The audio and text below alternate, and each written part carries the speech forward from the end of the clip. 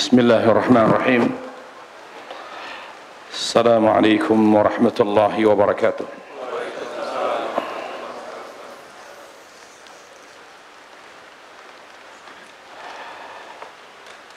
Alhamdulillahi rabbil alamin. Wal aqibatu lil muttaqin fala udwana illa 'alal zalimin. Wassalatu wassalamu ala Rasulillah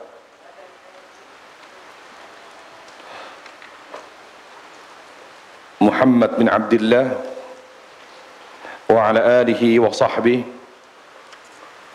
wa man tabi'a bihudahu ila yaumiddin, amma ba'd.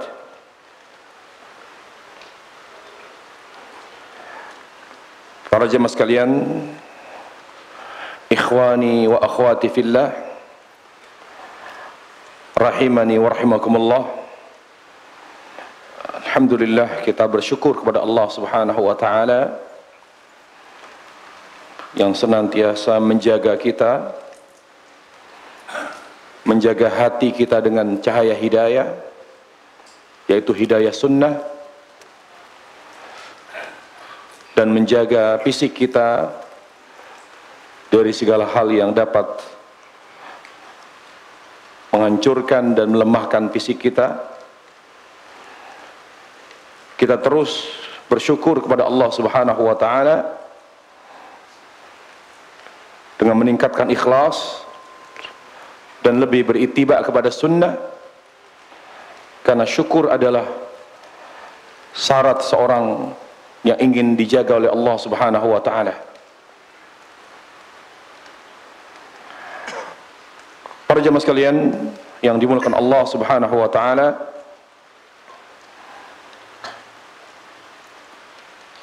pada kesempatan yang berbahagia ini kita akan membahas tafsir surat Al-Jin.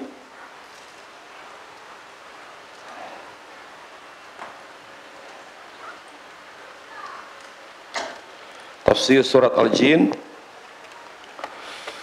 dari ayat pertama sampai ayat ke-7.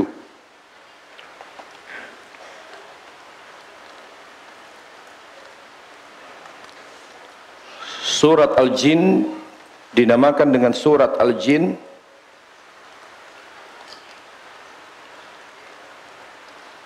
karena ayat ini banyak berbicara tentang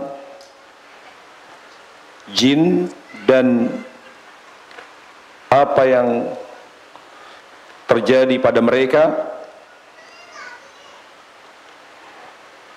Oleh karena kata jin lebih dominan pada surat ini, sehingga surat ini disebut atau dinamakan dengan surat Al-Jin. Surat Al-Jin terdiri dari 28 ayat. Statusnya adalah Makkiyah. Surat ini turun kepada Nabi Muhammad sallallahu alaihi wasallam sebelum hijrah. Sebelum hijrah beliau ke Madinah. Sebagaimana disampaikan oleh para ulama, surat yang turun sebelum hijrah Rasul sallallahu alaihi wasallam ke Madinah lebih banyak ditekankan sisi tauhid. Jadi lebih menekankan sisi tauhid kepada Allah Subhanahu wa taala. Kita bacakan surat Al-Jin dari 1 sampai 7. Allah Ta'ala berfirman, A'udzu billahi minasyaitonir rajim. Bismillahirrahmanirrahim. Qul uhiya ilayya annahu istama'a nafarun minal jinni faqalu inna sami'na qur'anan 'ajaba yahdi ila ar-rusydi fa amanna bi wa lan nusyrika bi rabbina ahada. وأنه تعالى جد ربنا ما اتخذ صاحبة ولا ولدا وأنه كان يقول سفيهنا على الله شططا وأنا ظننا أن لن تقول الإنس والجن على الله كذبا وأنه كان رجال من الإنس يعوذون برجال من الجن فزادوهم رهقا وأنهم ظنوا كما ظننتم أن لن يبعث الله أحدا. Katakanlah wahai Muhammad, katakanlah wahai Muhammad, telah diwahyukan kepadaku bahwa ada beberapa jin yang menyimak Al-Quran,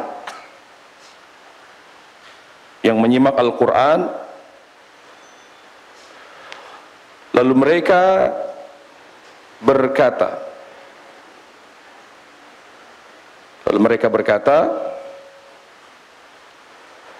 ya, kami telah mendengar bacaan Al-Quran yang sangat menakjubkan,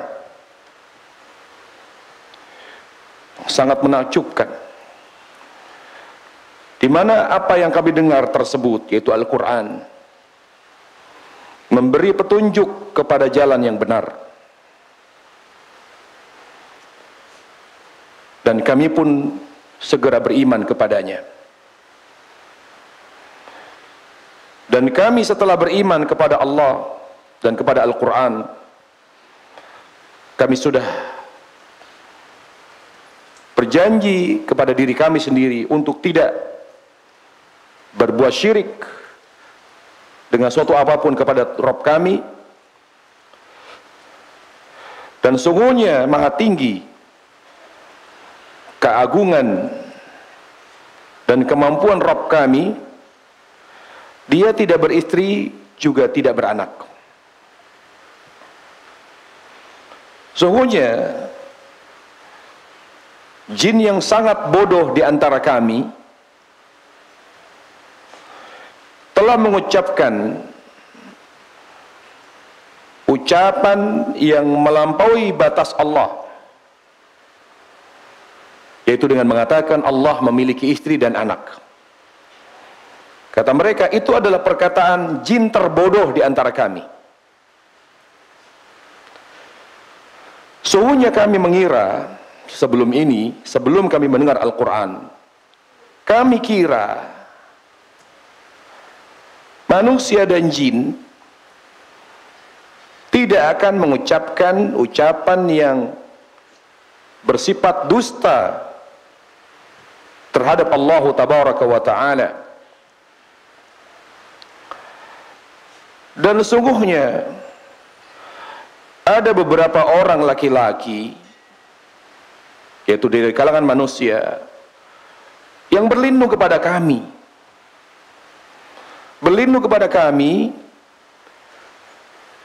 dan hal itu membuat kami menjadi lebih sombong, lebih kufur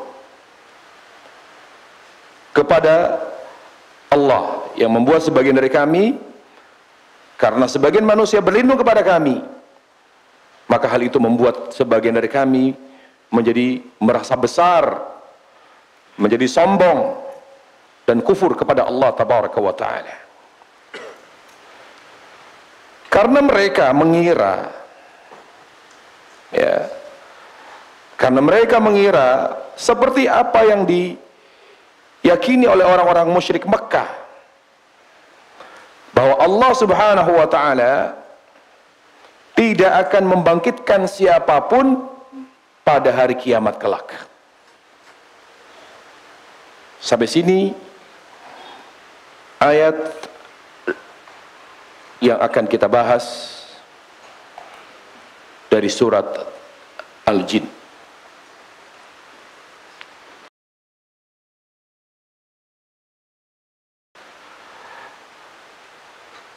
Surat Al-Jin dimulai dengan kata qul. Para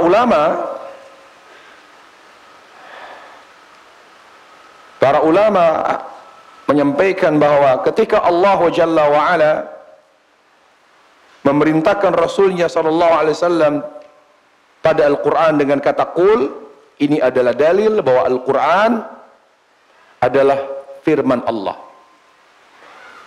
bukan perkataan Nabi sallallahu alaihi wasallam. Oleh karenanya wajib diterima, dipercaya dan diimani.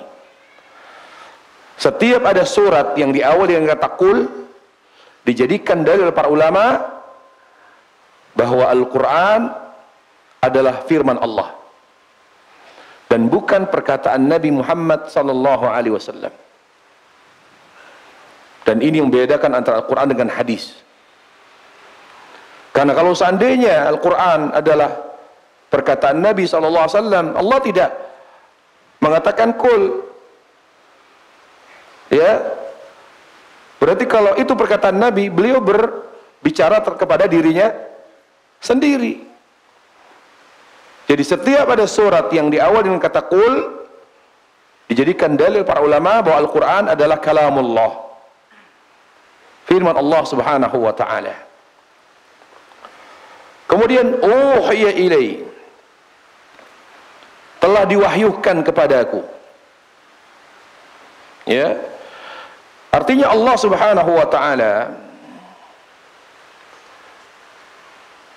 diperintah oleh Allah subhanahu wa ta'ala untuk mengabarkan kepada orang-orang musyrik Quraisy, orang-orang musyrik Quraisy yang sombong, yang enggan dan menolak dakwah Rasulullah sallallahu alaihi wasallam dan tidak mau beriman kepada Al-Quran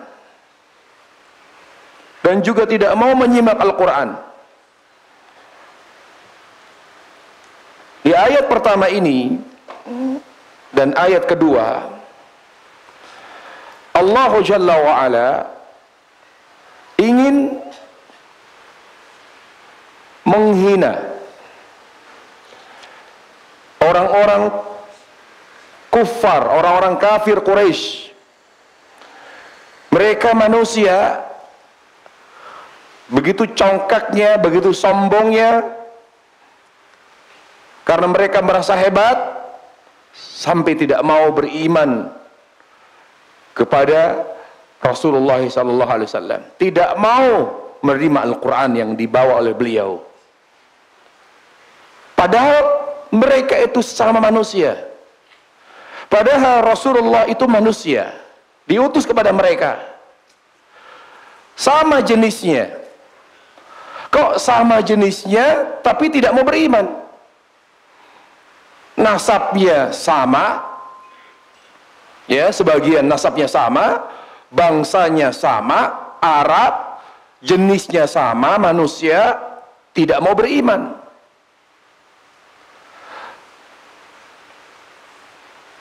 Tetapi ada makhluk lain yang berjenis lain, yaitu dari kalangan jin, jenisnya berbeda.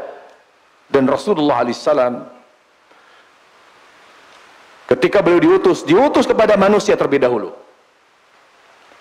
Meskipun Rasulullah SAW diutus kepada jin dan manusia, tetapi secara logika yang harus lebih cepat menerima dakwah beliau adalah manusia, karena mereka berinteraksi langsung dengan mudah, lebih mudah, 100%. Proses komunikasinya itu 100%. Sementara Rasulullah SAW dengan jin, komunikasinya searah. Jin melihat Rasul, Rasul tidak melihat jin. Tapi dengan segala keterbatasan tersebut, toh mereka mau beriman. Toh mereka mau beriman. Kenapa manusia dari bangsa yang sama, dari bangsa yang sama, bahasanya sama. Kenapa mereka tidak mau juga beriman kepada Al-Quran yang kau bawa, kepada risalah yang kau bawa? Kenapa mereka tidak beriman? Di mana logika mereka? Itulah sebabnya Allah Jalla wa'ala memerintahkan Rasulnya, kamu ngomong sama mereka. Bahasanya begini, jin aja bukan kaum yang sama jenisnya dengan saya mau beriman. Masa kamu tidak mau beriman? Allah katakan, qul uhiya ilayya annahu istama'a nafaru minal jinni faqalu inna sami'na qur'anan ajaba. Cerita sama mereka. Allah Jalla wa'ala memerintahkanku untuk bercerita kepada kalian.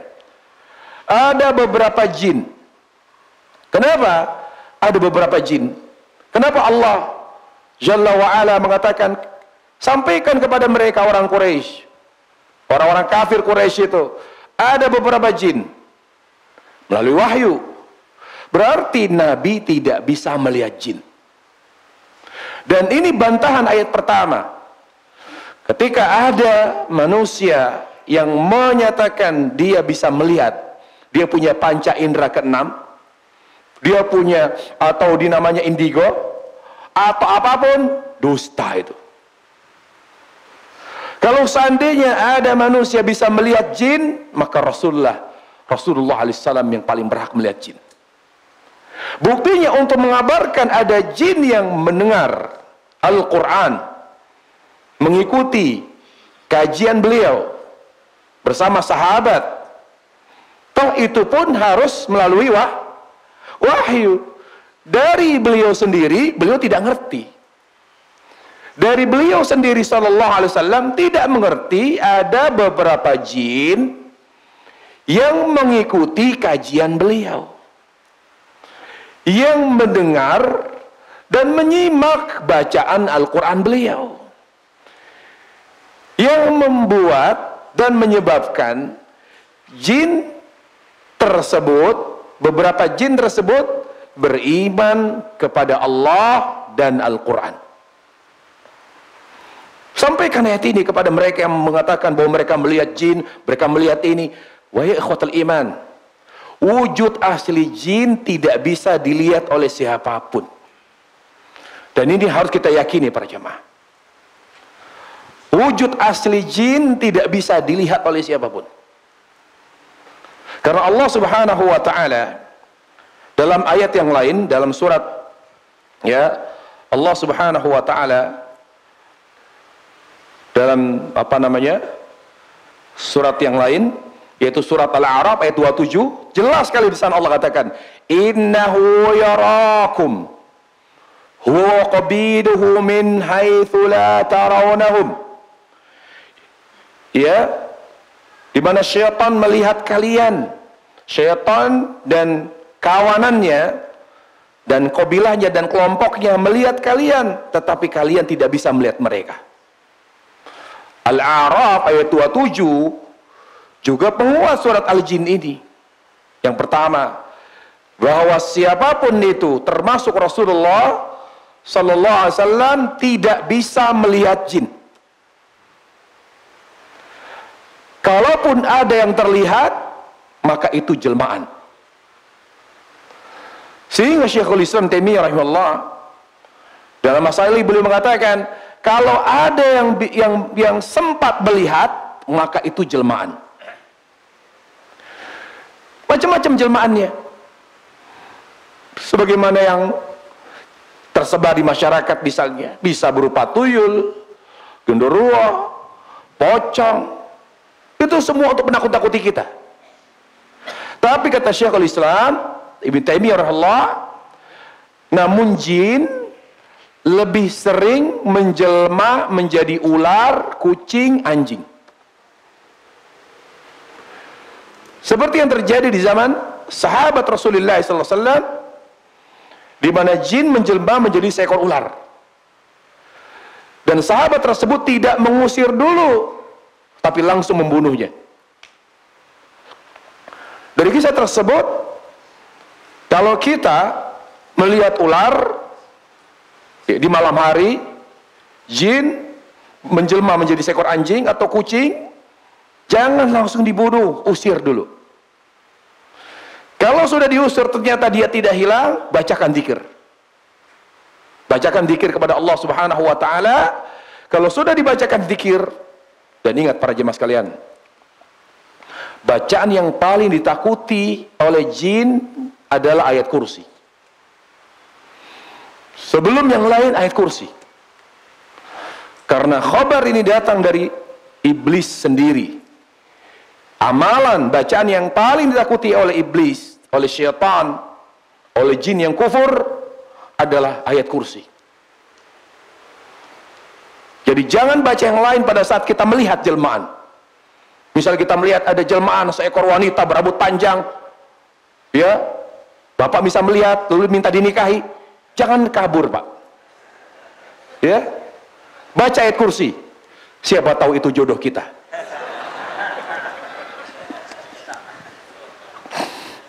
Baik, jadi ayat kursi.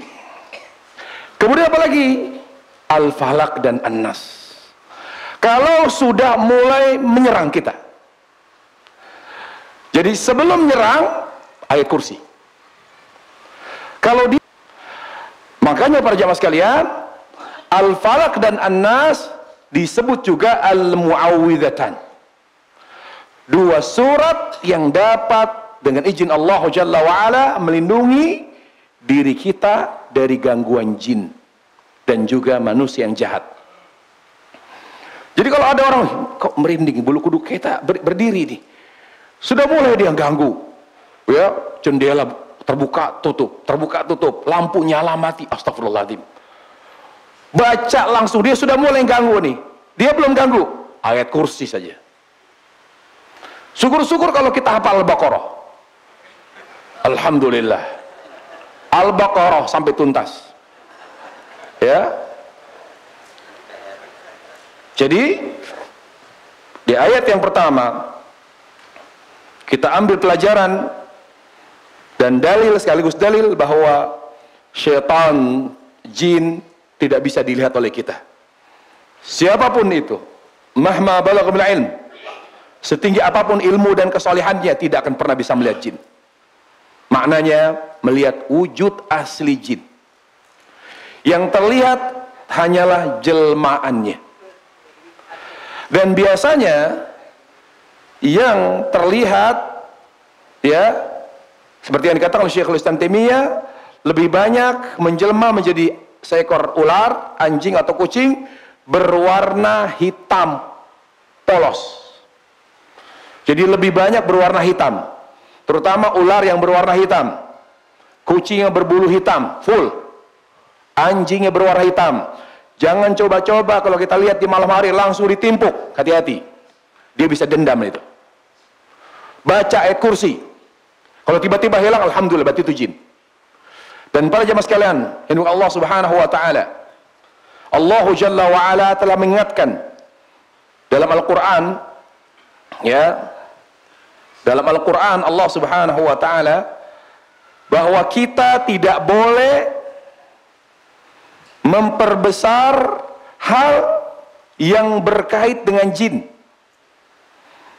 dengan menganggap adanya rumah angker, daerah angker,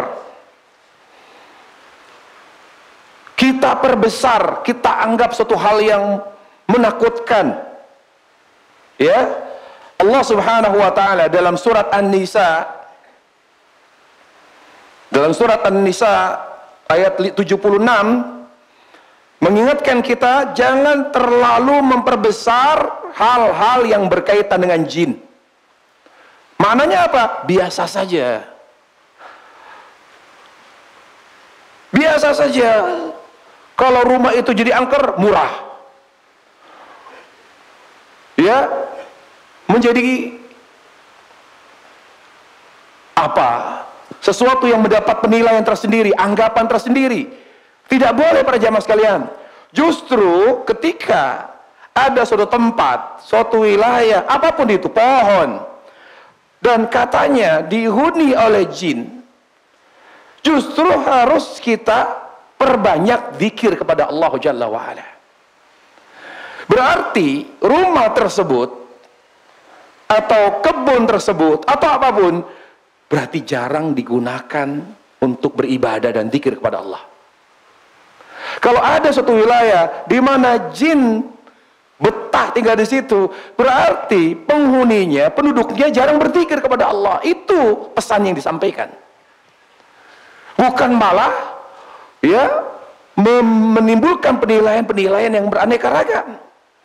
Allah sudah ingatkan dalam surat An-Nisa tadi ayat berapa?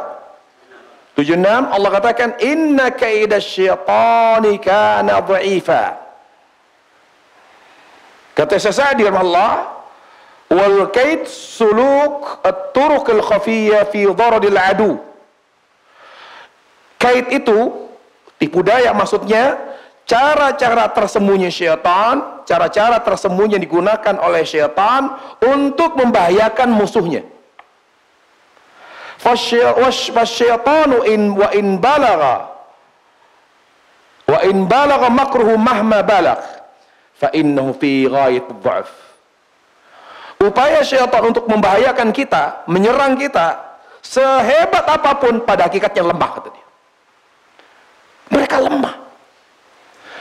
Tetapi berjamaah, bukan berarti kalau kita tidak menganggap perkara jin itu besar, lalu kita tantang. Ya ikhwan, jin itu lebih kuat dari kita. Ifrit di zaman Nabi Sulaiman bisa memindahkan istana. Kita jangan hanya mengatakan, jangan ganggu saya. Oh, diganggu betul. Ketika kita mendapati ada hal-hal yang mengarah ke sana, di mana daerah ini banyak penghuninya, dan terasa misalnya lampu tiba-tiba nyala, atau ada yang bergerak, nggak ada angin, nggak ada apa, tiba-tiba bergerak, segera atasi dengan ayat kursi. Jin, ya ikhwan, jangan ditantang. Jangan pernah kita menantang jin. Rasulullah alaihissalam mampu sedikit terpengaruh. Begitu kuatnya serangan jin sampai Nabi sedikit terpengaruh oleh pengaruh sihir, tapi tidak full, karena begitu kuatnya kekuatan jin. Jangan pernah menantang jin. Ketika dia sudah mulai mengusik kehidupan kita, mengganggu, mendatangi rumah kita, mendatangi sekolah kita, bahkan tinggal di sana, menghuni kamar mandi kita, maka jangan lari dan jangan menganggap bahwa hal itu adalah hal yang besar. Biasa saja. Biasa saja. Hadapi. Berarti itu adalah menjadi bahan introspeksi kita bahwa kita kurang berzikir. Bahwa kita kurang berzikir kepada Allah Tabaraka wa Ta'ala. Ya, dalilnya adalah ada hadis yang menyebutkan ada jin yang kurus, ada jin yang gemuk. Di mana jin yang kurus dan gemuk bertemu. Lalu kata jin yang gemuk bertanya kepada yang kurus, "Kenapa kamu kurus?" "Karena penghuni rumah yang saya huni selalu berzikir. Makan berzikir, seusai makan berzikir, sebelum minum berzikir, setelah minum berzikir, mau tidur berzikir, setelah tidur berzikir, mau masuk kamar mandi berzikir, seusai keluar kamar mandi berzikir, selalu berzikir sehingga saya tidak bisa menikmati apa yang ada di rumahnya." Sementara yang gemuk berkata, "Justru saya gemuk karena saya mendapati penghuni rumah yang saya huni tidak pernah berzikir sama sekali." Hadis ini dalil kalau ada di suatu tempat atau di rumah kita sekalipun, lalu kayaknya ada yang menghuni dari kalangan jin, kita jangan memperbesar hal tersebut. Berarti kita harus segera berzikir kepada Allah. Perbanyak zikir.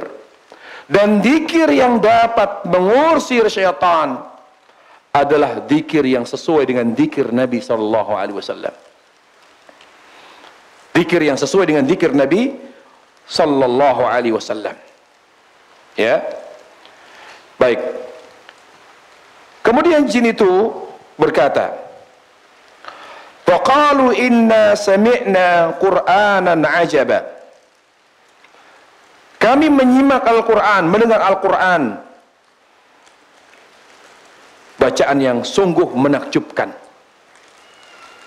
bacaan yang sungguh menakjubkan. Para jemaah sekalian yang Allah Subhanahu wa taala, di ayat ini Allah Jalla wa Ala menghabarkan bahwa Rasul tidak pernah membacakan Al-Quran kepada jin. Rasulullah alaihissalam tidak pernah membacakan Al-Quran kepada jin, tapi beliaulah yang membaca untuk manusia. Karena lebih lengkapnya adalah bisa dilihat di Sahih Muslim, kisahnya di Sahih Muslim, ya, sebagaimana riwayat kelima Muslim, di mana pada saat itu, yaitu di sholat subuh. Jadi sekitar kira-kira 3 sampai 10 jin. Jadi ceritanya begini, ya, dulu sebelum diutusnya Nabi SAW, jin dan syaitan mudah mencuri dan menyimak khabar dari langit. Itu begitu. Mereka gampang bertumpuk. Lalu ketika Allah berfirman kepada malaikat, kepada Jibril, lalu mereka mendengar apa yang disampaikan oleh Allah kepada Jibril. Lalu mereka mencuri khabar tersebut, lalu mereka sampaikan kepada dukun. Tapi setelah diutus Rasulullah SAW, mereka mengakui begitu ketatnya penjagaan langit. Dengan apa? Dengan begitu banyaknya syihab meteor yang menyerang syaitan dan menghancurkan syaitan dan jin yang akan mencuri khabar dari langit. Lalu mereka menghadap ke iblis. Syaitan ini menghadap ke iblis, termasuk di dalamnya jin.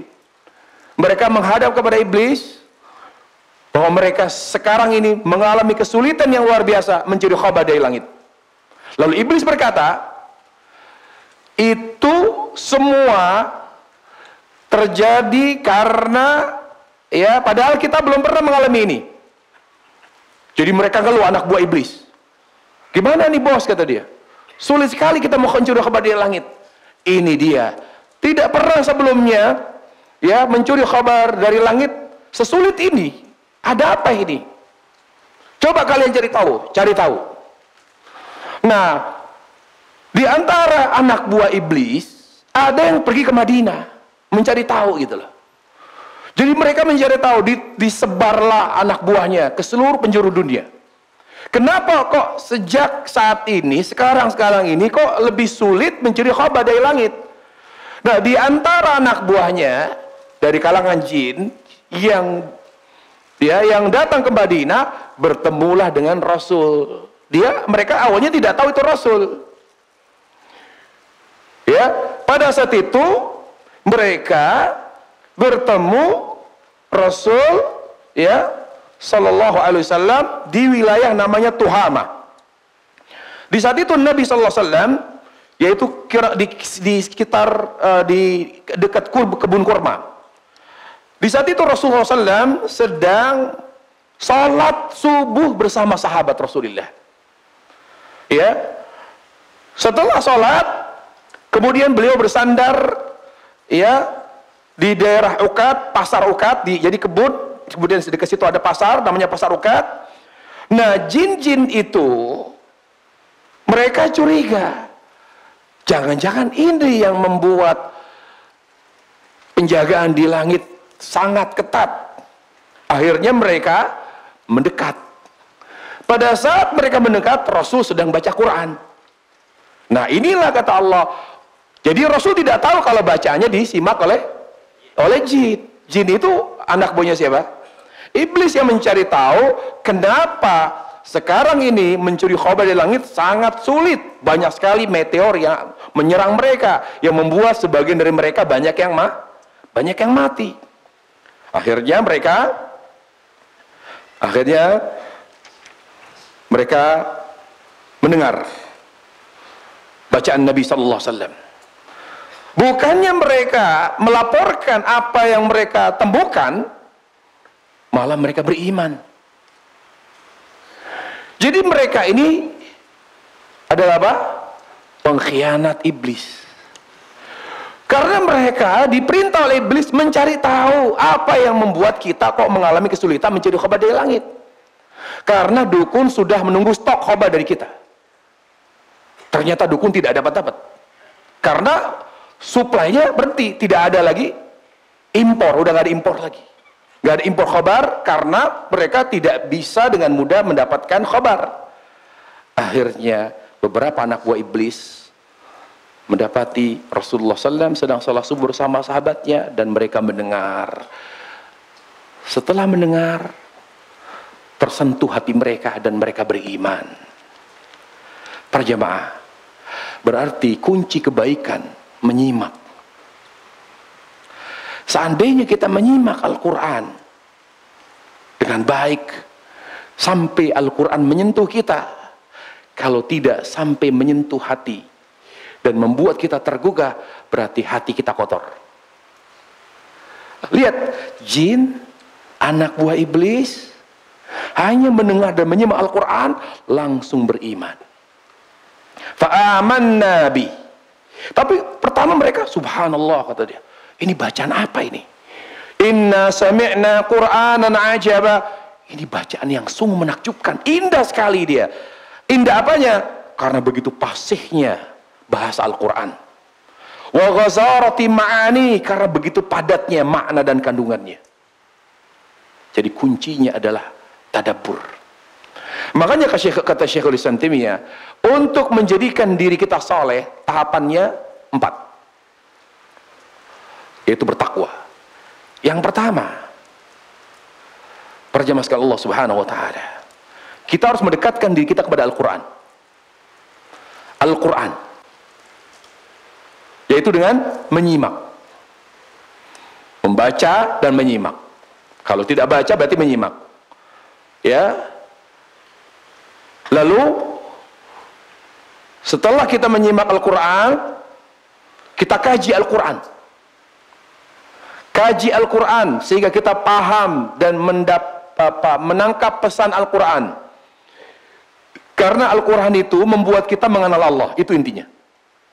Al-Quran dan hadis, kalau kita pelajari dengan baik, kita tadabburi dengan seksama, maka ujungnya akan membuat kita mengenal Allah. Mengenal Allah Jalla wa'ala. Oleh karenanya syaratnya ketika kita berpegang teguh dengan Al-Quran dan hadis, kita harus pahami dengan benar. Disitulah syaitan bermain. Kalau hanya kita berpegang teguh pada Al-Quran, dalil, tetapi tidak dipahami dengan benar, maka akan membuat kita tidak mengenal Allah. Makanya Allah memerintahkan kita memahami Al-Quran dan hadis sesuai dengan pemahaman sahabat Rasulullah. Kalau kita memahami Al-Quran dan hadis tidak sesuai dengan pemahaman sahabat, Al-Quran dan hadis tidak akan pernah membuat kita mengenal Allah dan mencintai Allah Subhanahu wa ta'ala. Jadi kita harus menangkap pesan Al-Quran. Kalau sudah kita tangkap pesan Al-Quran, lalu apa? Ditadabburi. Ditadabburi tentang ayat Allah Jalla wa'ala, ayat sifat, ayat Asmaul Husna, ayat tentang perbuatan Allah Subhanahu wa ta'ala, uluhiyah, rububiyah, asma sifat. Semuanya direnungi, diresapi. Kalau sudah kita memahami Al-Quran dengan baik, lalu dihayati, akan lahir rasa takut kepada Allah. Jadi syarat untuk menjadi orang yang takut kepada Allah, kita harus memahami Al-Quran dan hadis dengan benar.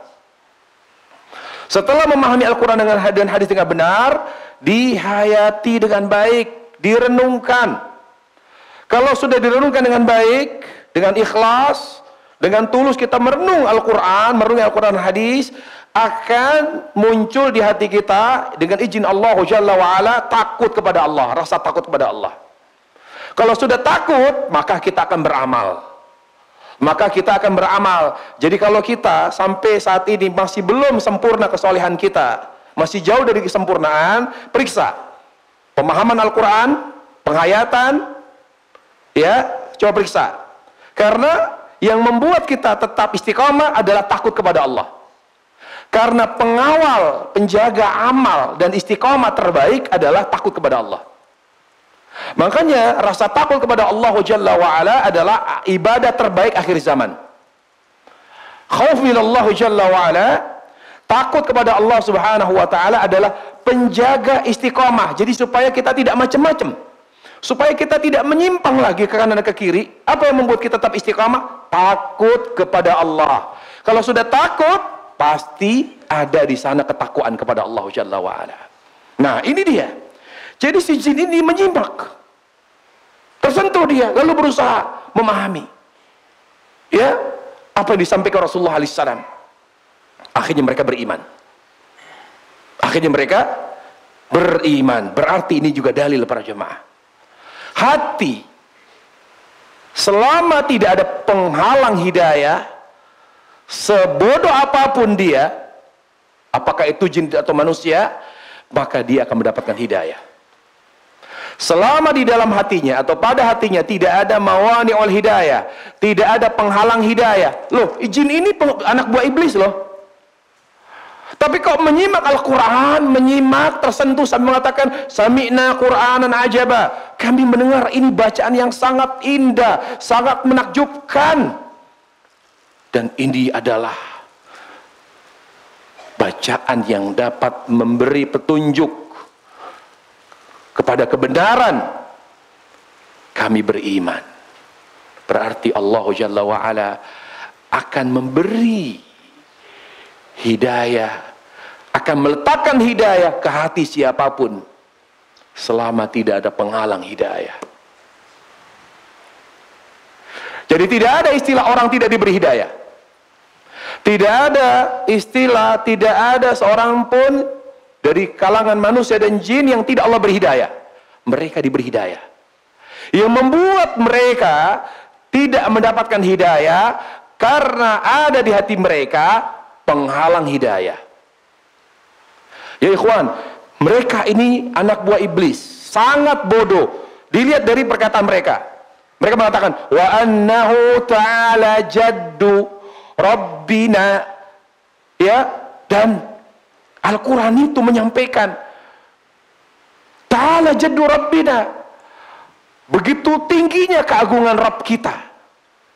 Padahal Allah tidak punya sifat jad. Laisa fil Qur'ani wasbun lillahi bil jad, wala fil hadis Rasulillah, nggak ada sifat jad. Tapi mereka mengatakan, menisbatkan sifat jad, kayak dalam zikir, wala yanfa'u dal jaddi minkal jad, kan gitu. Tapi kan itu menisbatkan bukan kepada Allah sifat itu, ya, wala yanfa'u dal jaddi minkal jad.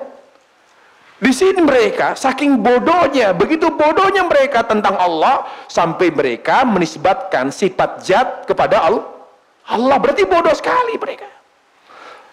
Jin itu kalau bodoh, sangat bodoh, sampai tidak mengenal Allah Jalla wa'ala. Padahal mereka semangat beriman. Mereka mengatakan dalam rangka mensucikan Allah, wa annahu ta'ala jaddu rabbina, ta'ala jaddu rabbina, mattakhala sahibata wala walada. Sungguh maha tinggi, maha suci Allah, maha tinggi keagungan Rabb kita dari anak dan istri. Dari sini kata Imam Qurtubi, berarti mereka adalah jin yang sangat bodoh. Karena Allah tidak punya sifat jad. Jad itu kata Ibn Abbas, azamatu wal qudrah. Jadda itu apa? Keagungan dan kemampuan. Jadi mereka mengatakan sungguh tinggi keagungan Allah, sungguh maha tinggi kemampuan Allah. Maka Allah tidak layak diperistrikan dan juga diperanak, kata mereka. Nah, di sini kalau kita perhatikan dengan baik, ternyata mereka adalah jin-jin yang bodoh. Jadi orang awam, sebodoh-bodohnya mereka, kalau tidak ada penghalang hidayah, Allah akan dapatkan hidayah, Allah akan berikan hidayah kepada mereka. Makanya para jemaah, hindari oleh kita penghalang hidayah. Yang pertama, diantaranya saja, sombong. Itulah yang membuat iblis tidak Allah beri hidayah. Bahkan Allah cabut hidayah dari hatinya karena dia sombong, aba wastakbar. Gengsi. Yang membuat paman Rasulullah SAW Abu Talib tidak menerima dakwah Nabi alaihissalam. Sampai akhir hayatnya dia tidak mengucapkan la ilallah karena faktor gengsi. Karena faktor gengsi. Hubbul ahl wal ashira wal watan, hubbad azima, terlalu mencintai keluarga. Terlalu mencintai keluarga, suku, ras dan bangsa. Itu yang membuat mereka tidak mendapatkan hidayah dari Allah Jalla wa'ala. Ya, hubul watan, terlalu mencintai tanah air, terlalu mencintai keluarga. Hubul mal, mencintai harta. Ketika harta kita jadikan sebagai ambisi terbesar kita, harta adalah segalanya bagi kita, itu penghalang hidayah. Hubul jah wal mansab, jabatan, pangkat, kedudukan adalah segalanya bagi kita, itu juga penghalang hidayah. Jadi hal-hal itu harus kita singkirkan dari hati kita. Selama hal-hal itu, hal-hal tersebut tadi tidak ada di hati kita, insya Allah separah-parahnya keburukan kita, sebodoh-bodohnya keawaman kita, separah-parahnya keawaman kita terhadap Islam, akan Allah beri hidayah. Buktinya Allah berikan hidayah kepada sebagian jin yang sangat bodoh, dan mereka itu anak buahnya iblis lah. Kita bukan anak buahnya iblis. Saudara kita bukan anak buahnya iblis. Kok mereka belum mendapatkan hidayah? Kenapa? Mereka itu anak buahnya iblis lah. Seperti yang katakan tadi, mereka berarti yang harusnya mereka menyampaikan informasi kepada iblis, justru mereka malah beriman kepada Al-Quran, kepada Rasulullah alaihissalam. Berarti mereka pengkhianat iblis. Baik. Kemudian terjemah sekali Allah Subhanahu wa taala. Di ayat yang ketiga, wa annahu, ya, gini, ayat yang kedua tadi sebelumnya, yahdi ila rusyd. Apa yang makna rusyd? Rusyd itu kata ulama, as-sawafu fil mu'taqadi wal aqwal wal af'al. Rusyd di sini petunjuk maknanya adalah akidah yang benar, akidah, ucapan dan amal yang benar. Itu namanya rusyd. Rusyd. Dan ayat ini dalil bahwa hidayah sungguhnya adalah hidayah sunnah. Karena hidayah mengantarkan kita kepada akidah yang sahih, hidayah sunnah. Hidayah yang membuat kita bertutur kata baik, hidayah sunnah. Hidayah yang membuat kita beramal soleh, hidayah sunnah. Berarti kalau kita salah paham, salah dalam memahami Al-Quran, maka akidah kita tidak akan pernah benar. Jadi di sini pentingnya para jamaah sekalian, Allah Subhanahu wa taala memahami Al-Quran dengan benar. Kalau tidak benar dalam memahami Al-Quran, justru Al-Quran tidak akan pernah mengarahkan kita kepada akidah yang benar, kepada ucapan dan perbuatan yang benar. Oleh karena para jamaah sekalian Allah Subhanahu wa taala, kita harus memahami Al-Quran sesuai dengan pemahaman sahabat Rasulullah. Baru terasa manfaatnya, sebagaimana dikatakan di ayat ini, yahdi ila rusyd. Di mana Al-Quran yang dipahami dengan benar akan membimbing kita kepada akidah yang benar, ucapan yang benar, dan amal soleh. Baik. Fa'amanna bih, dan kami beriman. Setelah ucapan kami beriman, mereka berkata, walan nusyrika bi rabbina ahada, dan kami tidak akan berbuat syirik, ya, menyentuhkan Rabb kami dengan seseorang pun atau dengan suatu apapun. Berarti memahami Al-Quran dengan benar akan mengarahkan kita kepada tauhid. Makanya betul kata Syekhul Islam, seorang muslim semakin berpegang teguh dengan sunnah, maka akan semakin Allah perkokoh tauhidnya dan sempurnakan ikhlasnya. Jadi para jemaah sekalian, jangan pernah kita meninggalkan sunnah sampai akhir hayat kita. Dan itu pesan Allah Jalla wa'ala, sebagaimana Allah sampaikan di surah Al-Imran ayat 102. Allah katakan, wala tamutunna illa wa antum muslimun. Janganlah kamu mati kecuali di atas Sunnah. Islam itu sunnah. Wa antum muslimun, janganlah kamu wafat kecuali di atas Islam. Islam itu apa? Sunnah. Sebagaimana disebutkan Imam Barbahari dalam kata Syarh Sunnah, kata Imam Barbahari, al-Islamu huwa sunnah wa sunnatu hiyal Islam. Islam itu ya sunnah. Sunnah itu ya Islam. Kenapa kita harus mempertahankan sunnah sampai akhir hayat kita? Karena sunnah itu akan mengantarkan kita kepada tauhid. Lihat perjamaah. Karena si jin ini memahami Al-Quran dengan benar, menyimak Al-Quran dan memahami dengan benar, Allah tuntun mereka kepada akidah yang benar. Lalu membuat mereka bertauhid. Lihat, subhanallah, lihat. Jin aja bertauhid. Banyak dari kaum muslimin Islam dari kecil, Islam keturunan tapi tidak bertauhid, malah berbuat syirik. Kenapa sebabnya? Karena Islam yang ada di sekitar kita Islam tradisional, bukan Islam yang murni, Islam yang sesuai dengan petunjuk Rasulullah Sallallahu Alaihi Wasallam. Baik, ya. Jadi jelas sekali inti agama Islam adalah tauhid. Cara menjadi tauhid dengan cara apa? Berpegang teguh dengan ajaran Islam yang sesuai dengan petunjuk Rasulullah Sallallahu Alaihi Wasallam. Lalu apa? Akhirnya kalau sudah bertauhid, akan muncul di dalam hati orang yang bertauhid pengagungan terhadap Allah, sehingga muncul pengagungan. Lalu mereka berkata, wa annahu ta'ala jaddu rabbina mattakhadha sahibatan wala walada. Allah itu adalah Rabb yang berhak diibadahi, sehingga tidak layak Allah memiliki istri dan memiliki anak. Lihat, tauhid itu membuat kita mengagungkan Allah. Kalau ada orang menghina Allah, bertutur kata menghina Allah, Allah tidak adil, itu karena menunjukkan lemahnya tauhid di hati kaum muslimin. Itulah pentingnya tauhid para jemaah. Orang yang bertauhid, dia akan selalu mengagungkan Allah dalam keadaan apapun. Apalagi sekarang sedang merebak virus corona, yang harus kita lakukan adalah ta'zimullah azza wajalla. Agungkan Allah subhanahu wa ta'ala. Agungkan Allah bukan hanya dengan lisan, agungkan Allah jalla wa ala dengan tauhid. Dengan tauhid, kembalilah kepada tauhid. Tinggalkan semua kesyirikan. Karena penyakit wabah itu muncul, menimpa manusia disebabkan karena syirik mereka kepada Allah Jalla wa'ala. Dosa yang sangat mengundang wabah, sangat mengundang musibah, malapetaka adalah dosa syirik kepada Allah Subhanahu wa ta'ala. Berarti adanya wabah seperti sekarang ini, itu pesan dari Allah agar kita kembali kepada tauhid, kembali kepada sunnah. Karena yang membuat kita kepada tauhid apa? Sunnah. Jadi kalau kita ingin dijaga Allah Jalla wa'ala, bagaimana caranya? Kita berpegang teguh dengan sunnah. Semakin berpegang teguh dengan sunnah, di dalam sunnah, selain sunnah itu secara umum adalah sebab Allah menjaga kita. Allah sudah katakan, in tansurullah yansurkum. Jaga agama Allah, maka Allah akan apa? Akan menjaga kita.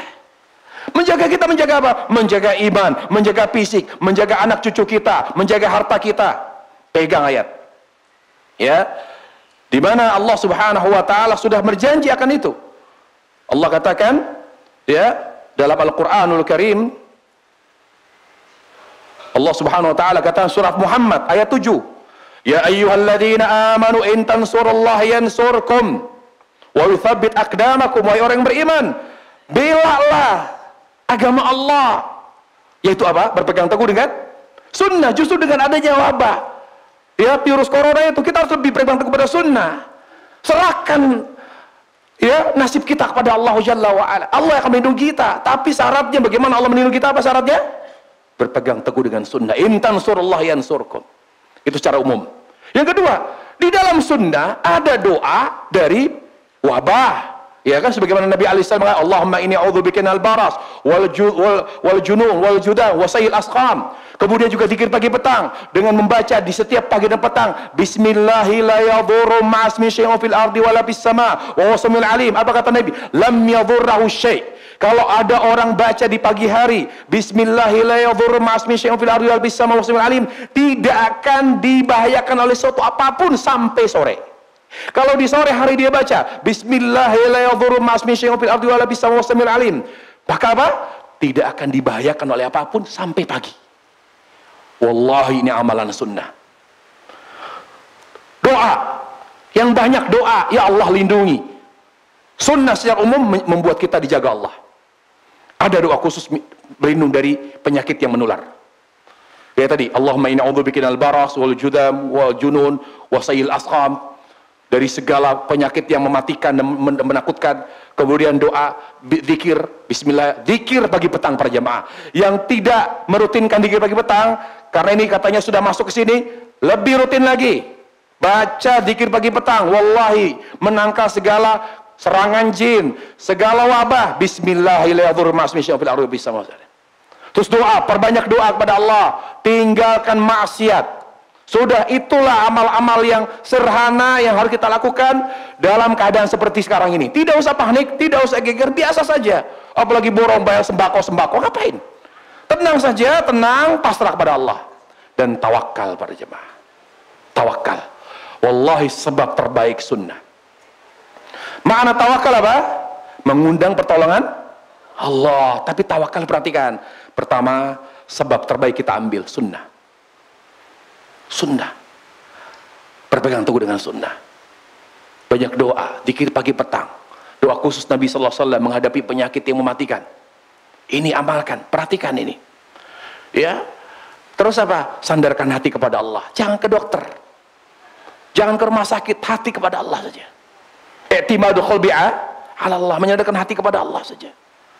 Lalu apa? Ambil ikhtiar yang sahih, yang halal.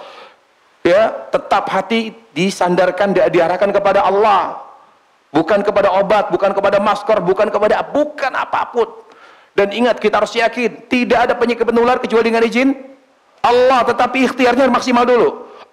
Kalau memang menular dah, kata dia. Tapi Anda sudah berpegang teguh sunnah, sudah berdoa, sudah berzikir pagi petang, sudah berzikir khusus, doa khusus dengan doa Nabi SAW agar terhindar dari penyakit yang menular? Belum sih, Anda cari mati.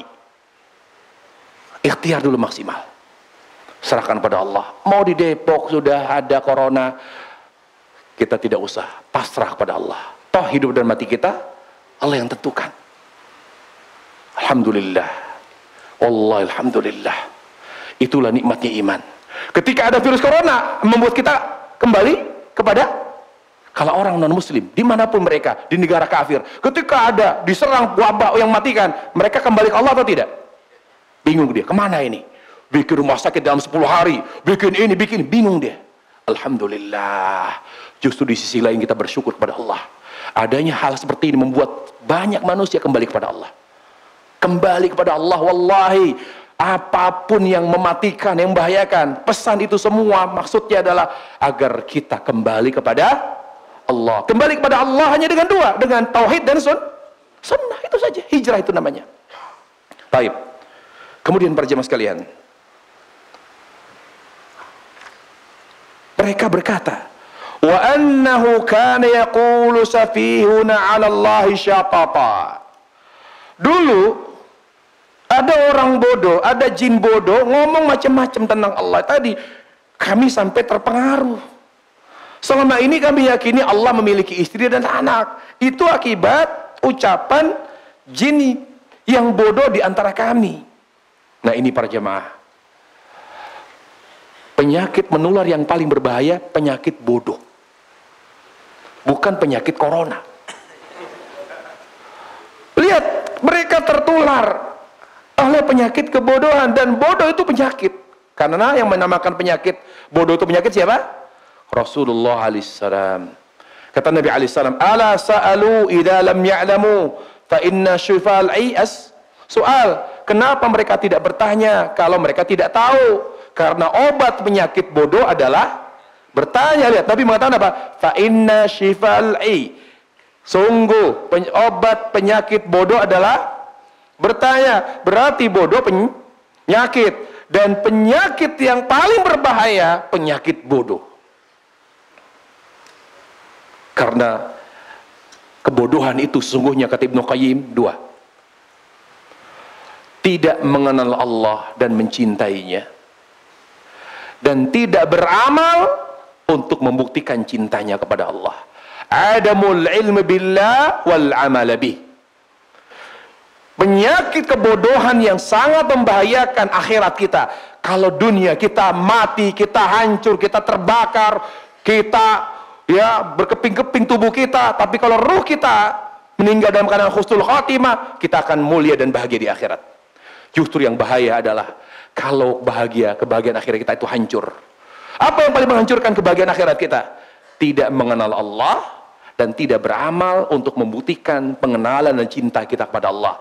Makanya kata Ibnu Qayyim, hakikat bodoh itu, orang yang bodoh itu adalah orang yang tidak mengenal Allah, mencintainya, dan beramal untuk membuktikan cintanya kepada Allah. Mencintai Allah Jalla wa'ala, ini adalah ibadah tertinggi, dan itu adalah tauhid. Makanya para ulama mengatakan, cinta tauhid kepada Allah Jalla wa'ala itu adalah cinta yang murni kepada Allah, cinta yang diberikan semuanya kepada Allah. Kalaupun kepada anak, karena Allah, kepada suami, karena Allah. Kalau Allah mutlak, itu namanya tauhid. Lalu bagaimana membuktikan cinta kita kepada Allah? Dengan amal, dengan mengamalkan amalan yang sesuai dengan tuntunan Rasul. Karena kalau kita mengamalkan amalan yang tidak sesuai dengan petunjuk Rasul, namanya amalan apa? Namanya amalan yang melenceng dari tauhid. Para jamaah, amal yang kita amalkan harus menjadi bukti cinta kita kepada Allah. Lihat Ali Imran ayat 31.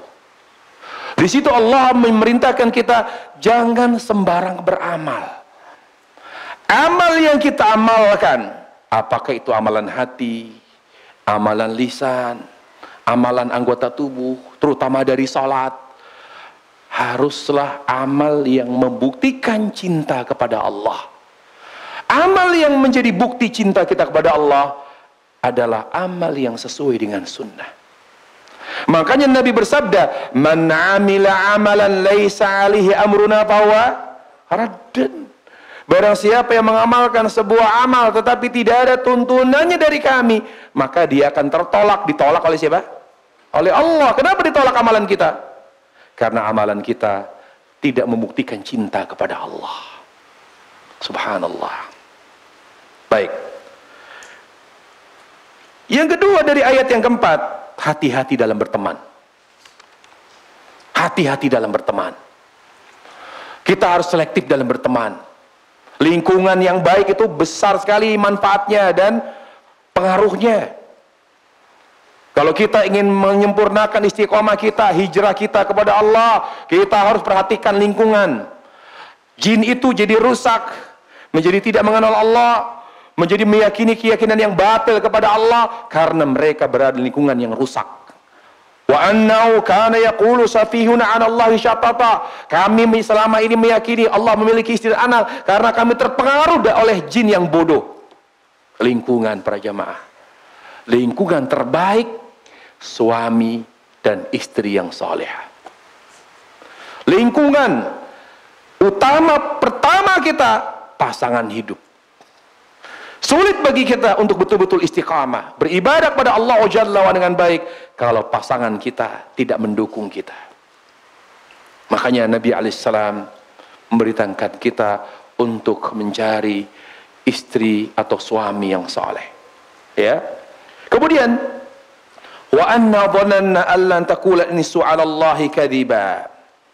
Kami menyangka jin dan manusia tidak akan berdusta kepada Allah. Tidak akan berdusta kepada Allah Jalla wa'ala. Para jamaah, bedakan para jamaah antara berbaik sangka dengan curiga. Berbaik sangka dengan curiga. Ya, perhatikan para jamaah. Mereka mengatakan, kami selama ini mengira jin dan manusia tidak akan berdusta kepada Allah. Dalam urusan agama, kita tidak bisa dikatakan berbaik sangka kepada Allah. Akidah, dia mengatakan begini-begitu Allah. Yang kita tanya dalilnya apa? Bukan, oh itu kiai loh, harus berbaik sangka. Mungkin belum sampai kepada dia dalil. Mungkin, naam. Tapi yang sebelum kita menyatakan salah, kita harus tanya dalilnya. Pemahaman dari mana? Sebelum kita mengikuti ajarannya, mengikuti ilmunya. Dalam urusan agama yang diangkat adalah dalil. Siapapun yang mengucapkannya itu. Siapapun para jamaah. Tidak ada sikap berbaik sangka. Itu ulama loh. Masa iya salah? Itu kiai loh. Itu habib loh. Lihat, mereka keliru karena mereka mengedepankan husnudzon. Kami mengira jin dan manusia tidak akan pernah dusta kepada Allah.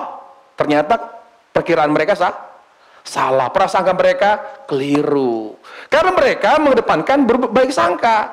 Apa iya mereka sesat? Ikhwan, dalam urusan agama yang dikedepankan dalil. Makanya kata Muhammad bin Wahab dalam kitab Ushul Thalatha, Islam itu, agama itu harus dikenal melalui dalil.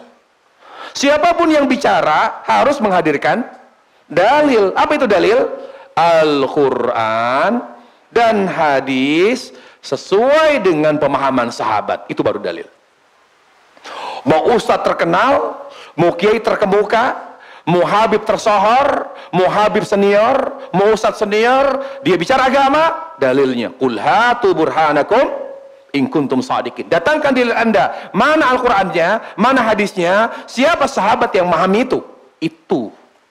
Jangan berbaik sangka. Itu ustadz, itu doktor loh. Masa iya ngomongnya keliru? Lah. Kita tidak boleh seperti jin ini. Mereka mengedepankan prasangka baik, ternyata mereka keliru.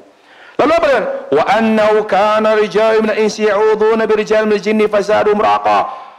Lalu jin bilang, nih kami boleh bercerita ya, kita sharing, kata jin. Yang membuat sebagian jin itu berani mengganggu manusia, lihat. Yang membuat jin sudah mulai berani mengganggu manusia, para jemaah. Pada asalnya jin itu takut kepada manusia. Karena mereka tahu bahwa makhluk yang paling Allah muliakan itu manusia. Apalagi mereka beriman. Manusia muslim beriman kepada Allah justru ditakuti oleh jin. Tapi ketika kita malah menghinakan diri kepada jin, akhirnya jin menjadi berani mengganggu. Bapak jualan sate, datangnya Pak, dibayar pakai daun. Itu kisah-kisah di film yang seperti itu. Itu menunjukkan bahwa mereka sudah mulai berani mengganggu kita karena faktor lemahnya iman. Faktor lemahnya dzikir kepada Allah Jalla wa'ala. Lihat, mereka bercerita. Jadi ini dalil para jemaah. Mereka tidak berani mengganggu kita kalau kita tidak menunjukkan rasa takut kepada mereka. Kalau kita menunjukkan rasa takut kepada mereka, ya, dengan amit-amit, ya, kemudian kepada penunggu pohon ini kami izin, apapun bahasanya, numpang-numpang, dan itu terjadi di zaman dulu seperti itu. Setiap mereka, jadi katanya nih, ya, asalnya disebutkan oleh Muqatil, disebutkan oleh Imam Qurtubi dalam tafsirnya. Muqatil bercerita, kana awwala man ta'awwadha bil jinni qaumun min ahli Yaman. Yang pertama kali merintis ucapan itu, perbuatan itu di setiap melewati tempat dan daerah angker, mereka bilang numpang-numpang begitu. Iya, permisi, numpang-numpang. Ini dilakukan oleh siapa? Oleh kaum dari Yaman. Ini pertama kali yang melakukan itu orang Yaman itu. Kemudian apa? Bani Hanifah. Kemudian diikuti oleh Bani Hanifah. Setelah Bani Hanifah kemudian tersebar. Jadi seluruh orang Arab kalau melewati daerah angker semua permisi, numpang lewat, numpang-numpang. Nah, inilah cikal bakal jin jadi berani dan sombong. Jadi belagu apa ya? Apa bahasanya ini? Jin ini. Jadi ngelunjak sama kita. Lunjak jin sama kita, padahal jin sebetulnya takut kepada kita. Lihat, fazaduhum rahaqa. Apa kata ulama? Qala Mujahid, setelah ada beberapa manusia mengucapkan itu setiap melewati daerah angker, tempat angker, mengatakan numpang-numpang permisi, annal insi, ya, alladzi zadul jinn tughyanan, gara-gara perbuatan manusia yang menyimpang itu, setiap melewati daerah angker mereka mengatakan permisi, numpang dan sebagainya, membuat jin jadi semakin kurang ajar sama manusia, semakin berani mengganggu manusia. Makanya para jemaah, kalau kita bertauhid tidak usah menganggap besar itu. Misalnya kok ada suara anak-anak lari-lari. Kayak kemarin di TK kami, Saya kan ngecek tuh TK, saya foto kan baru nengok TK yang saya bangun itu. Ya, kok ini nyala lampu, kata dia. Saya bilang lampu, saya foto kan. Tapi di dalam tuh udah nyala semua. Terus saya tanya yang jaga, kok semua lampu kok nyala? Maaf Pak, sebetulnya udah saya matiin, saya nggak tahu siapa yang nyalain, kata dia. Terus AC itu nyala sepanjang hari, bayangkan.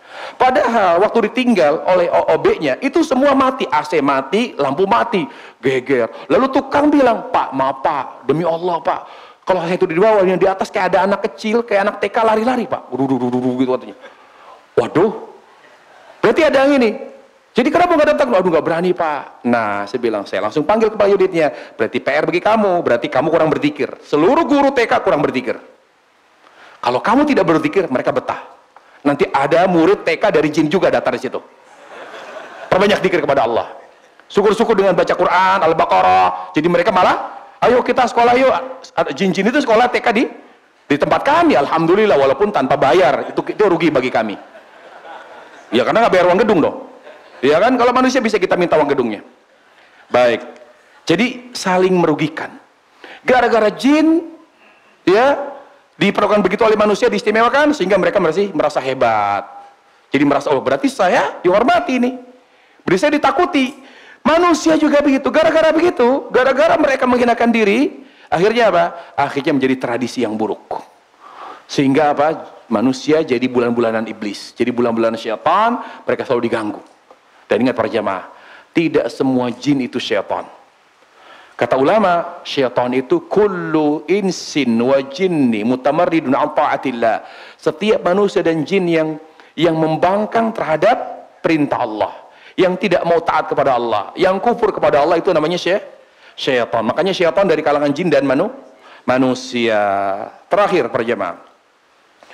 Kemudian kita kata wa annahum dhannu kama dhanantum alla yab'atsallahu ahada. Dan mereka mengira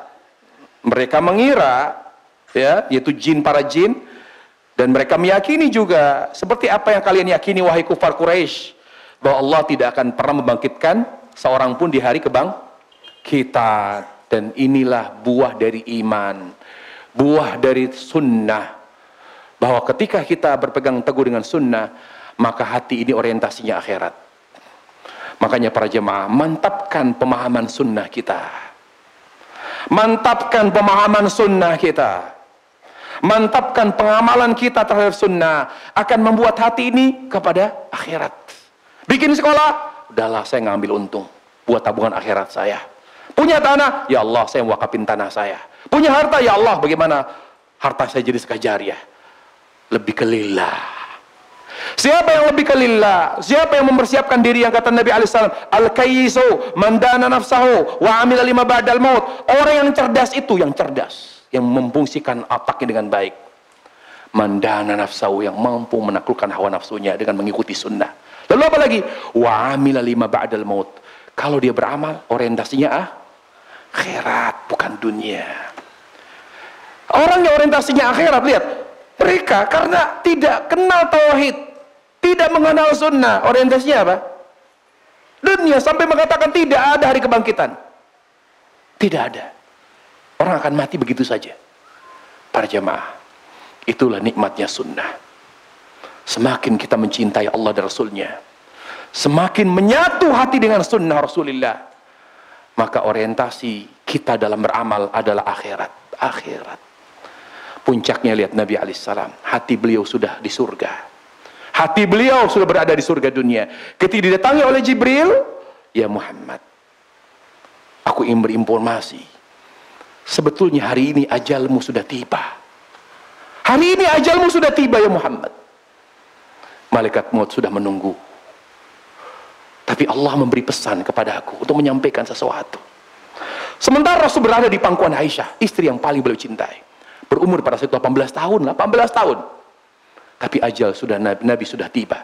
Lalu Rizbi mengatakan, ya Muhammad, ajalmu hari ini sudah tiba. Tapi Allah memberikan perlakuan khusus padamu. Kamu mau dicabut nyawamu sekarang, atau pilih tangguhkan ajalmu? Rasul pilih apa? Lihat hati yang sudah menyatu dengan sunnah. Ar-Rafiqul A'la, aku ingin pulang. Aku ingin pulang kampung. Aku ingin bertemu dengan para nabi, para syuhada, salihin. Aku ingin wafat sekarang. Itulah nabi. Kalau hati sudah menyatu dengan sunnah, dia tidak mikir tanahnya diambil orang, ya Allah mudah-mudahan jadi tabungan akhirat. Ditipu hartanya, ya Allah menjadi tabungan akhirat. Dizalimi, tenang. Kalau orang yang selalu hatinya berorientasi akhirat, dia akan menjadi orang yang paling kuat dan tabah. Siapa orang yang paling lemah? Mudah mengeluh, mudah berkeluh kesah, mudah putus asa. Yang hatinya selalu berorientasi kepada dunia. Ya Allah, uang saya hilang. Ya Allah, ya Allah. Apapun yang kita alami, termasuk gagal umroh, sudah Allah takdirkan. Siapa yang menakdirkan itu? Allah Jalla. Lihat Allah, jangan ya Allah uang saya ini. Itu cara Allah menguji kesabaran kita. Jadi kenapa? Ya sudah ada hikmahnya. Mudah-mudahan jadi tabungan. Sekarang begini, kalau ada orang sudah niat, lalu tidak jadi, dapat nggak pahala umroh? Dapat. Allah yang menyampaikan itu. Subhanallah, nggak perlu keliling-keliling city tour, dikasih pahala sampai ke Kuba pun tidak melakukan tapi dapat pahalanya. Karena bukan kita yang merencanakan batalnya umroh. Selama kita berniat baik dan yang kita lakukan baik sesuai dengan sunnah, ya ikhwan, serahkan urusan kita kepada Allah setelah kita mengikuti sunnah Rasulullah. Semoga bermanfaat kajian kita pada pagi hari ini. Wabillahi taufiq wa hidayah. Wa sallallahu wasallam wa baraka ala Muhammad wa ala alihi wa sahbihi wasallam. Walhamdulillahi rabbil alamin.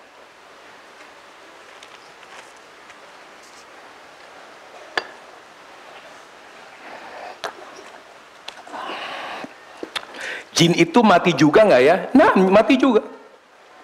Hanya jin dari setan dari jin yaitu iblis. Hanya iblis yang Allah panjangkan umurnya sampai kiamat.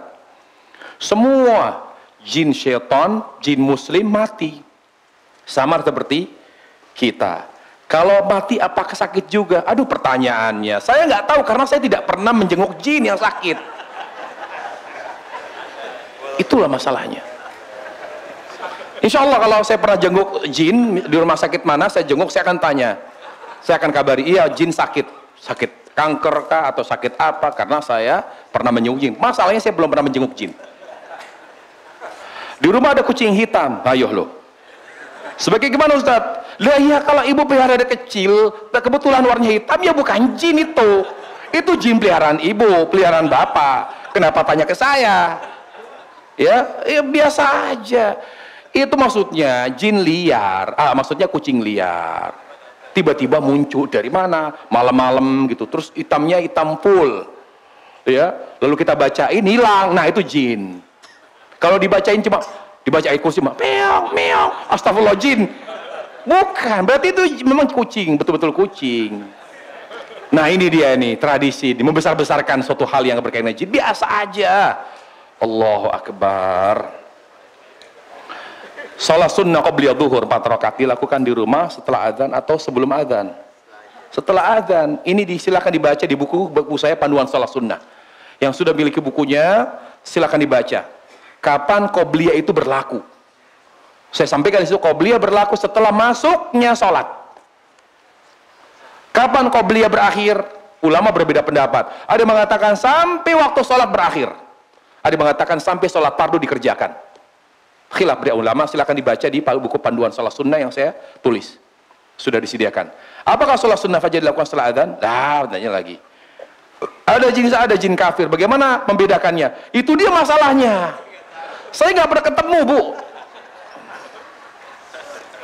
Tolonglah, jangan tanya urusan jin tentang saya. Saya belum pernah berinteraksi dengan jin. Rasul aja tidak tahu kok. Rasul aja mendapatkan informasi dari Allah, apalagi kita, apalagi saya. Aduh, siapa saya? Bagaimana cara berbicara, menasihati nenek, kakek yang sudah berumur 90 tahun, yang sudah sakit, tidak kuat bangun dengan kondisi sudah tidak mau sholat, selalu marah tiap di rumah, dan suka bicara sendiri seperti gangguan jin. Bicara sendiri belum tentu gangguan jin. Belum tentu. Sering kali orang itu apa-apa jin. Bisa jadi dianya itu yang jin. Apa? Jadi nggak usah terlalu apa-apa ruqyah. Kalau ada kali ruqyah. Para jamaah sekalian, yang namanya ya manusia ketika mengalami ketidaknormalan diperiksa kemana? Ke dokter. Bukan langsung jangan-jangan jin. Kalau sudah diperiksa oleh dokter, dokter pun tidak menemukan adanya kelainan. Bahkan dengan alat pun tidak ditemukan. Baru kita ruqyah. Dan ruqyah terbaik ruqyah sendiri. Tidak meminta ruqyah kepada orang lain. Ruqyah terbaik. Kenapa? Karena yang mengalami kita sendiri. Jadi kalau kita baca yakin gitu loh. Makanya ruqyah terbaik ruqyah sendiri. Baca Al-Baqarah, ayat kursi, baca bacaan Nabi SAW. Ya. Lalu bagaimana cara bicara dengan nenek kakek? Ya harus sabar. Ketika dia mulai ada sadar sedikit, kalau ada yang sadar, ngomong, ayo sholat pak, sholat nek, ya harus sabar betul. Karena kan mereka kembali seperti bayi, semuanya menjadi lemah. Ya, panca inderanya lemah, matanya, penglihatannya, pendengarannya, semuanya lemah, seperti bayi. Ya, harus banyak sabar dan terus ingatkan, karena sholat tidak bisa berhenti selama seorang masih hidup. Mungkinkah manusia menikah dengan jin? Aduh, itu juga pertanyaannya. Saya tidak pernah menghadiri walimah. Walimah jin tidak pernah saya hadiri. Mungkin nanti kalau Babu Salam jadi IO-nya jin dan manusia, saya hadir. Bahkan saya siap menyampaikan khutbah. Yang saya akan sampaikan khutbah adalah, hendaknya kalau berhubungan intim kalian berdoa betul supaya anaknya manusia, bukan jin. Itu yang saya akan sampaikan pada khutbah nikah, kalau yang menikah jin dan manusia. Tapi masalahnya belum saya pernah, atau saya belum pernah menghadiri walimah antara jin dan manusia. Tolonglah pertanyaan yang aneh, jangan yang aneh-aneh lah. Ciri-ciri rumah dihuni jin itu seperti apa? Pertama, ada nggak terasa gangguan gitu, bunyi tiba-tiba apa gitu, lampu nyala, jendela bergerak tapi waktu itu ada angin, ya karena angin.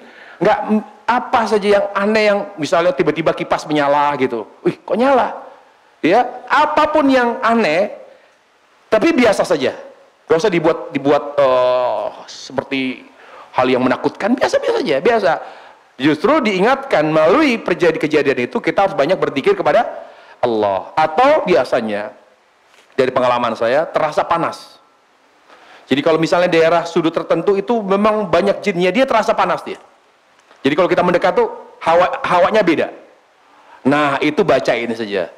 Ya, terutama di kamar yang jarang ditidurin, WC yang tidak bersih, ya, lubang air tempat cuci piring, dia lubang-lubang yang berbau itu dia suka di situ jin.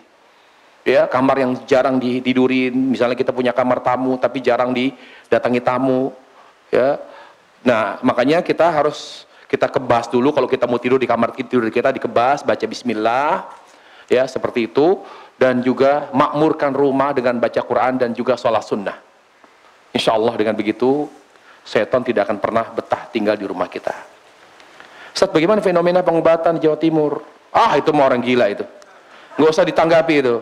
Segala sesuatu yang menggunakan tenaga jin, para ulama mengatakan isti'adzah bil jinni kufur wa syirik, berlindung kepada jin, kufur dan syirik.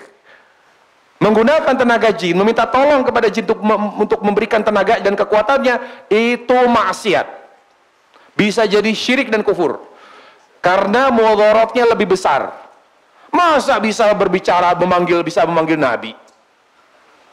Mana ada? Gak ada. Kalau seandainya seorang bisa memanggil Nabi SAW, maka Abbas tidak berrepot-repot berwasilah kepada Umar. Ketika Rasulullah SAW sudah wafat, mereka ingin salat istisqa. Lalu Abbas mengatakan, lalu Umar berkata, dulu ya Allah kami bertawasul kepada nabimu waktu masih hidup. Tapi setelah beliau wafat, sekarang kami bertawasul kepada paman nabimu. Kenapa Umar tidak bertawasul pada Rasulullah SAW aja? Tapi bertawasul pada paman yang masih hidup, Abbas, ammu Rasulillah. Orang itu semakin bodoh terhadap agama, semakin aneh. Hari ini manggil Nabi, besok manggil Allah. Allah sudah menghadap ke dia nanti. Wallahi, ini menunjukkan bodohnya kaum muslimin. Bodohnya betul. Apalagi terhadap tauhid, nggak ngerti seperti itu. Ngeri, perjamaah sekalian. Makanya, agama itu bukan jilbab. Agama itu bukan jenggot. Agama itu di tauhid, akidah itu agama itu. Secara amal takut, secara hati akidah. Secara amal takut kepada Allah. Dari mana kita tahu? Masa jilbaban joget? Joget, tembang lawas, joget, nyanyi, dangdut, jilbaban. Apa itu agama? Agama itu secara hati, tauhid. yakin kepada Allah Jalla wa'ala. Secara amal dia takut kepada Allah dari maksiat. Kalau sudah berpegang Islami, maka perilakunya juga Islami. Bagaimana hukumnya orang yang berwasiat kepada keluarganya, kalau saya meninggal agar dikuburkan tempat yang sudah disiapkan? Boleh. Aisyah pernah menyiapkan itu. Jadi Rasulullah SAW kuburannya di kamar beliau, lalu sebelahnya ayahnya Abu Bakar. Tinggal satu, Aisyah sudah menyiapkan tempat itu di situ karena beliau ingin bersama suaminya dan ayahnya. Pada saat Umar dibunuh dan sudah mendekati kematian, dia merasa sudah nggak kuat. Lalu dia mengutus Abdullah bin Umar. Lalu dia menyampaikan, tolong sampaikan kepada Aisyah agar saya diizinkan dimakamkan kalau saya wafat di samping Rasulullah. Aisyah mengatakan tidak, itu jatah saya sudah siapkan kuburan untuk saya. Lalu akhirnya kata Umar, tolong ingatkan hadis-hadis Nabi, bagaimana banyak Rasul memuji Umar, dipuji Umar segala macam, kalau ada Nabi setelahku maka dia Umar, semua disampaikan hadis-hadis itu. Akhirnya Aisyah luluh dan mau mengalah, makanya Aisyah dikubur di mana? Di Baqi. Sementara Umar di samping Rasulullah. Begitu kisahnya. Tapi bukan berarti kita menyiapkan makam, bukan. Menyiapkan makam pesen di San Diego Hill. Masya Allah. Ya, boleh dong berhayal? Boleh nggak berhayal? Bayangkan 2 lobang 300 juta lebih. 2 lobang lah. Buat beli rumah bisa kali itu di daerah Cibubur. Layakan 2 lobang 300 juta lebih. Alhamdulillah. Apakah baca Quran di suatu tempat dalam rumah sudah cukup mewakili? Bacaan Quran di suatu tempat dapat mewakili rumah. Kalau memang dalam keadaan kondusif cukup. Baca Quran juga, sholat sunnah juga, sholat fardu bagi perempuan juga, ya, insya Allah sudah cukup. Tapi kalau ketika memang ada kasus khusus di mana di sudut tertentu, di dapur, di lantai atas misalnya, ternyata ada jin yang menghuni dan sudah betah di situ, maka secara khusus kita bacakan di situ. Ya, bacakan Al-Baqarah, dikir, atau tidurin sambil berdikir sebelum tidur, setiap akan tidur di situ. Tapi kalau memang dalam keadaan wajar, normal, tidak perlu kita membaca di tempat-tempat khusus. Ya, wallahu taala alam, wa sallallahu wasallam wa baraka di Muhammad wa ala alihi wasallam. Subhanakallah bihamdik, asyhadu an la ilaha illa anta, astaghfiruka wa atubu ilaik. Assalamualaikum warahmatullahi wabarakatuh.